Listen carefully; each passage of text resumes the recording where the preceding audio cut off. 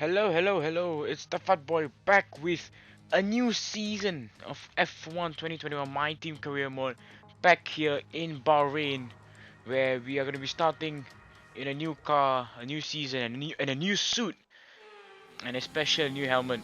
Now, before we get into anything, make sure to like, subscribe, and turn on notifications in order not to miss weekly uploads. I do 1 to 2 videos a week, usually on Saturday. And let's get into qualifying. So, at first I felt that it was gonna be like Bahrain in the first season. Obviously, episode 1 of F1 2021 My Team Career Mode. As now back straight to the point, we are P10 within our first lap and we finished P12 in Q1. And Schwartzman is through in P15, 5 tenths off my pace. So I'm playing this on 95 AI. And I thought Schwartzman was just off the pace as we are 1.5 tenths off of Ocon heading into the third sector. This car felt just like so quicker than the older model back in season 1. If you want to, you can always look back as the second video of F1 21 My Team Career Mode, as now we have DRS open heading down to the finish line. It is P12 once again, and that is where we will stay for Q2, and Schwartzman is also in P15. This time 8.5 tenths off the pace. So probably Schwartzman just had a bad day in the game, as Hamilton takes it to 1 minute 26.059, and pretty much we are improving a lot, especially in qualifying, and let's hope it will be the same. Let's score some first few points in the race and let's start the season on a high note. Months of rumour and speculation all come to an end today as we return to racing for the opening event of what promises to be an enthralling season. Welcome along then to round 1 of this year's Formula One World Championship. There's no shortage of passing opportunities around the 3.36 miles of the Bahrain International Circuit, with the best at turn 1 of course, and then another soon into turn 4. 15 corners here, 6 to the left and 9 to the right, and we could see 1 or 2 flat spots into the tight left-hander of turn 10. A new season then, a clean slate where anything could happen. Anthony Davidson is with me today as we get another year of Formula One underway. We're into those tense few minutes before the first race then. Everyone's a little bit nervous about reliability. They haven't been running in the hot, turbulent wake of other cars in practice, and they've not been pushing at 100% for long durations. Let's hope no one has to deal with any nasty surprises.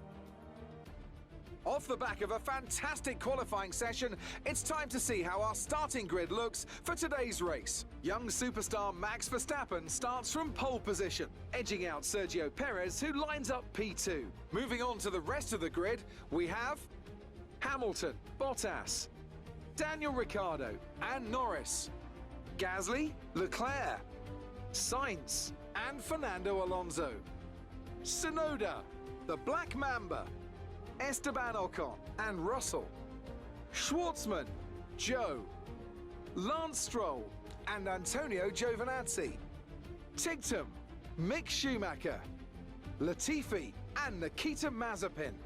And with lights out just moments away, it's time to go down to the track. Here we are back in the Sakir International Circuit. The feeling was a somewhat nostalgic, because again I've repeated this quite a lot of times. In season 1 obviously it felt the same, starting in the midfield, and then after that our car's performance suddenly start dropping towards mid-season. And also now with the tire upgrades I have to the chassis, I can stretch the soft compounds by an additional lap just to save 130 milliseconds. As now here come the 5 red lights for the Bahrain Grand Prix for the debut open of season 2, and we're underway. We're getting quite a good start. Tsunoda gets a good start. Alonso gets a very slow start, and we have to point out that he is our rival for this season, or at least for the next few races, as we make it 3 wide with Charles Leclerc and Yuki Tsunoda. The two McLarens ahead are side by side, and I'm trying to go for a switchback move here on Leclerc, but Leclerc has the straight line speed in that Ferrari. And now Esteban Ocon is trying to go down the inside, as now I hold position and I try to go around the outside of the Monegasque driver, but we are still unable to catch up to Leclerc and overtake position 9. So that's a bit unfortunate, as now we head into turn 7. We get quite a bit of a tank slap as we try to sneak down the inside of the Ferrari, but we were just unable to, as Ocon manages to gain from that, as we had a bad exit obviously from the badly planned dive bomb, as now we head down the third and last DRS zone. As we got a slight pause, I'm sorry about that, I didn't mean to go eat dinner. Here we are back into the race, as now Alonso, as you can see on the top left, is starting to catch up by quite a lot. I think he's using his ERS early into the race as he tried to go for a switchback, as you can see from the proximity arrows. And we were just getting quite a lot of understeer. I can't even turn the nose in, but it's usually because the tires overheat, especially with the softs. As now you get a new onboard here, as now we are on a TV port offset, as what you call in the camera settings in the game. As now Alonso is trying to catch up to me now into lap 2. He's using his ERS. Now he's trying to make it side by side. As I look to my right side, you can see from the subtlety of the helmet movement in my car as he goes down the inside, but we haven't lost the battle yet, as there's our front wing at the top at the bottom left, and we're still side by side with the two-time world champion as we try to go around the outside. Mercedes v Renault power unit, as we're just onto the track limit, like how Verstappen overtook Hamilton, but this time the FIA didn't approve of the decision made by Alpine that it was the illegal overtake, as Alonso struggling to catch up to get past me with the dirty air, especially in the hairpin. As now we head down towards turn 9 and turn 10, where you can lock up, as you have to be very careful with the braking, as we gain quite a lot of time from Alonso at the apex of turn 10, but the exit was just so bad that we lost a couple of hundredths of a second. And pretty much for the next 6 laps, there wasn't any action at all, no overtaking whatsoever, except for overtakes in the pits, obviously. But obviously that doesn't count because everyone is changing tires, so they were at a disadvantage, sorry. As we got so much understeer, we can't even turn the nose in, especially now heading into turn 13. And that was when I knew that the front left was overheating at 105 degrees Celsius. As now we head into the final corner of turn 14. Now there is the king of turn 15, as we are now gonna head into the pit box. Carlos Sainz follows suit, and Robert Schwartzman is not that far behind me, as Ocon, Sonoda, Sonoda and a couple of other drivers head into the pit box. There is Ocon, and I thought our pit crew is gonna do a quick pit stop, but unfortunately it was slow, but we still managed to stay ahead of Sainz in the Ferrari. As now we head out of the pit exit, there goes the Fernando Alonso and Ocon heading into the hairpin, as we try to stay ahead of Carlos Sainz by going to the outside to get more cornering speed, as Sainz has DRS on me. I also have DRS on the Alpine, but he can't make a move down the inside. I'm not sure why. So the smooth operator can't do his thing smoothly. So it's really sad for him, as he's getting a lot of dirty air through the next few turns of turns 5, 6, 7, and 8. As we're not that far away from Alonso and Esteban Ocon, as now we head into turn 9 and turn 10. This is where Sainz can make a huge opportunity, as we are 100% on the overtake button. As now he tries to go down the inside, we try to give him a bit of a squeeze as we try to take the tighter line and go for the switchback move, and we did not hit him there. I don't know, I'm not sure what happened. It's like he lost control of the car, like some sort of oversteer. So I guess he was just too aggressive on the throttle. But at least we managed to go past him, as we took quite a tight line, which put us off the track at the exit of turn 13.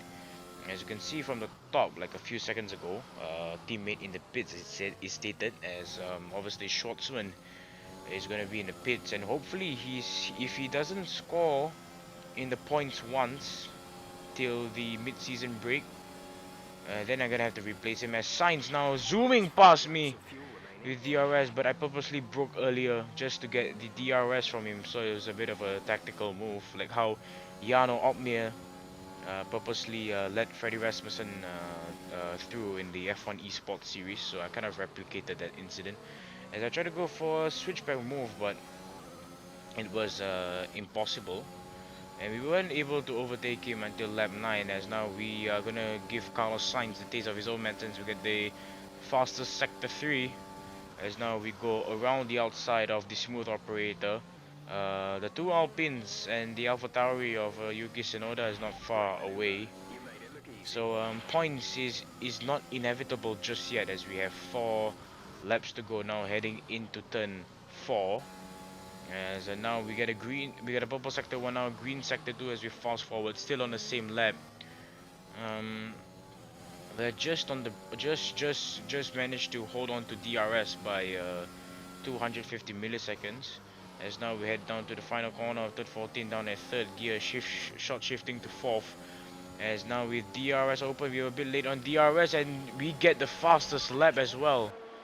Only in our second season we got the fastest lap in the race, as we go for a huge send down the inside of the El Plan master, Fernando Alonso. From that angle, it didn't look that massive, but from my perspective, it was a huge gap to cover, and it was just pretty much a bold dive bomb, and it paid off. And so we're now up to 11th place. And I have no idea why Yuki Tsunoda was on the the hard compound tires, which is obviously going to give him a huge lack of grip compared to me on the mediums, and a huge lack of straight line speed as we fast forward towards the end of lap 11. Now crossing the finish line into lap 12, we get DRS. There's a huge DRS train, and Ocon is starting to catch up to Tsunoda as he's a sitting duck. As the Frenchman goes around the outside, I try to make it 3 wide, but I decided to back out because obviously I don't want to replicate what happened in lap 1 between me, Leclerc, and Tsunoda. As we went for a switchback move on Esteban Ocon, I get DRS. Ocon gets DRS as we make it 3 wide, and I'm sure you've seen this in the thumbnail. Now heading into turn 4, we try to go for the switchback move, and we were just about to keep our front wing at the right side of the right rear tire of the Alpine, but we weren't able to catch up to him till lap 7, where he locks up, a huge lockup, and we managed to send it down the inside, which puts us into the points.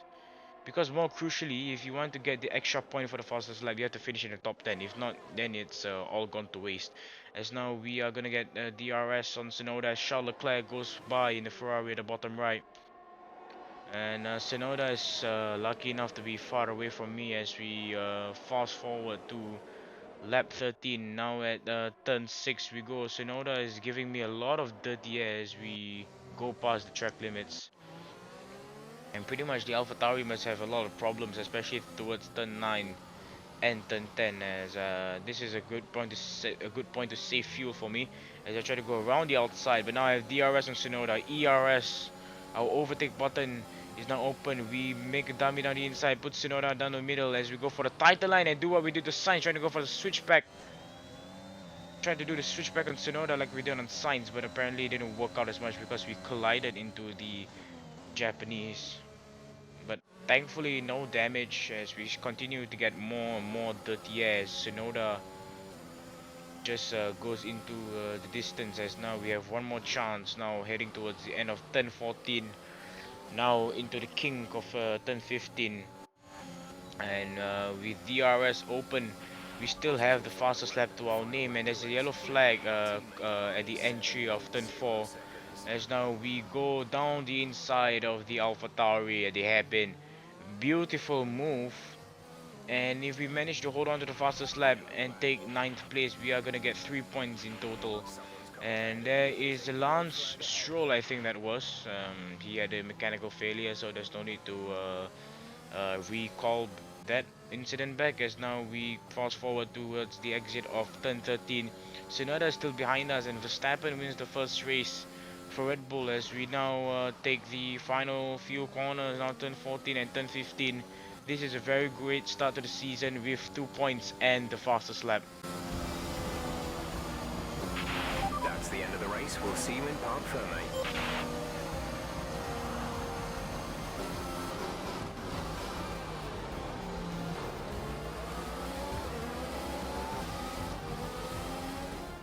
It was a magnificent race and a drive right out of the top draw to take the win for Red Bull today. Talk to me, Ant. What was it that set them apart from the competition today? I feel like consistency was probably the key today. There's being quick, and then there's being quick lap after lap after lap. If you can do that, you can capitalise on other people's errors without making many of your own. And that's an approach that can push you a long way up the field.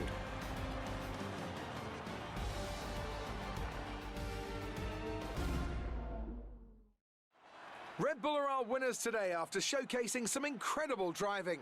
There's been a huge push from them lately to stay competitive with the other teams, and they're certainly proving themselves.